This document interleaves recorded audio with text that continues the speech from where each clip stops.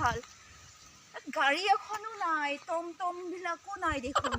ইছ ৰাম আমাৰ আকৌ গুৱাহাটীখন গাড়ীৰ অভাৱ নাই ইছ ৰাম আয়ো ইমান ঠাণ্ডা বস্তুহি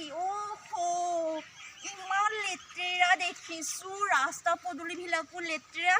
ইছ ৰাম এজনী যে কেনেকৈ আছে পাতে ভৰ্তি হৈ আছে মই আকৌ খবৰ চবৰ নিদিয়াকৈও আহিছোঁ আমাৰ গুৱাহাটীখনেই ভাল চুৱেটাৰো পিন্ধি নাহিলোঁ ঠাণ্ডা বতাহ মাই গড ইমান ঠাণ্ডা লাগিছে মোৰ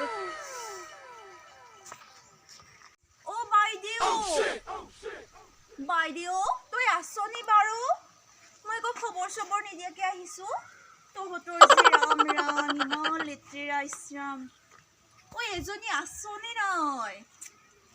ৰাম মই ৰখি মানে আমনি লাগি গৈছে এইটো ঘৰত থাকিবলৈ কি ঘিণ লাগি গৈছে ইছ ৰাম ৰাম গোন্ধ পাই গৈছে কি যে পুহিছে এইটো ঘৰৰ খবৰ দি আহিব লাগিছিল এতিয়া মই কি কৰোঁ বাৰু এতিয়া মানুহজনো নাই ঘৰত এতিয়া কি কৰোঁ বাৰু মই কিহত আহিলানো গাড়ীখন দেখোন মই দেখাই নাই খোজকাঢ়িহে আহিছা দেখোন তুমি বাইদেউ তই ইমান ক্ষীণাই গলি বাইদেউ তহঁতৰ যে ইমান লেতেৰা ইছ ৰাম মই দেখি যে এক ছেকেণ্ড থাকিব নোৱাৰোঁ বাইদেউ তই খোৱা বোৱা ভালকৈ নকৰ নেকি বাৰু ইমান তই ক্ষীণাই গৈছ বাইদেউ আৰু জাননে মোক গুৱাহাটীত থাকি পেলাই আমাৰ আকৌ তাত গৰম তহঁতৰ ইয়াত ইমান বতাহ মাৰিছে মানে থাকিবলৈ মন নোযোৱা হৈ গৈছে ইমান ঠাণ্ডা লাগিছে মোৰ কি যে পুহিছ বাইদেউ তই ইমান গোন্ধ ওলাই আছে বাইদেউ কৰিয়ে খাই থাকোঁ আৰু এনেকৈ চলি আছোঁ কিন্তু কথা জানাই নহয় আজিকালি সি মদ পানীও খোৱা হৈছে এতিয়া কি কৰিম আৰু ব্ৰইলাৰ পুহিয়ে চলিব লাগিব এনেকৈ বহিব আহাচোন ইয়াতে বাইদেউ মই তহঁতৰ ঘৰত যে এক ছেকেণ্ড বহিব নোৱাৰোঁ চকীখন থৈ দে মই নবহোঁ মই যাওঁ আৰু গম পাইছনে ইমান গোন্ধ পাইছোঁ মই কেনেকৈ বহোঁ বাৰু তই দিছগে বাহিৰত ভৈনীয়ে আহিছে ভিতৰতো মাতিব পাৰ মই গোন্ধ পাইছোঁ বাইদেউ ভিতৰতে গ'ল তই আকৌ বাহিৰতে ৰখি আছ এই ভিতৰলৈ মই ভিতৰত নেযাওঁ দে আৰু মই মানে তই জানই মই চাকৰি কৰোঁ অফিচৰ পৰা খবৰ চবৰ নিদিয়াকৈ আহিলোঁ তাকে ভাবিলোঁ তোক অকণমান চাই যাওঁ তই মানুহজনী যে ক্ষীণাই গৈছ বাইদেউ তই বহিব দিছ বাৰু অকণমান বহি যাওঁ খোৱা বোৱা ব্যৱস্থা কৰিব নালাগে বহোঁ বাৰু এইখিনিত বৰ মানে কি বতাহ মাৰি আছে মুকলিতে বহোঁ